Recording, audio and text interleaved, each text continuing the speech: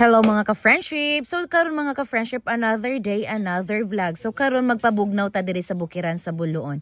So kuyugi ko ninyo, arita sa Dayag Falls, diin himutang sa Sitio Ilaya, Barangay Upper Besaral.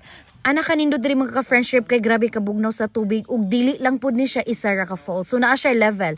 Like level 1 na adira ang pang-baby. So mga ka-friendship, dili pa jud mo magmahay kay ngano dili sakit sa bulsa ang entrance, which is 25 pesos per head. So ang bata libre ra. So next is mao ni ang ato ang level 2 nga fall. So diri is kaya ra kayo kay makatugkad ra ko. Yung mga ka-friendship, wala na mi naka-video sa 3 o sa 4. Ni diretso na lang mi diri sa level 5. So mao ni ang level 5, grabe gid siya kanindot mga ka-friendship. Dili gid mo magmahay diri once mo ari mo diri. Ug unsa ka perfect ang akong outfit, diha sad ka perfect ang ato ang falls.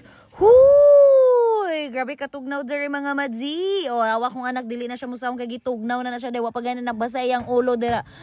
So dili jud pwede, dili na to matilawan ang katugnaw diri mga madzi. So mo ni diri ni salom na ta diri mga ka-friendship. Og tuara confirm nga perti na jud di ang pagkabugnawa sa ilahang tubig. So perfect karong summer. So more na siya guys. Thank you for watching. Bye bye.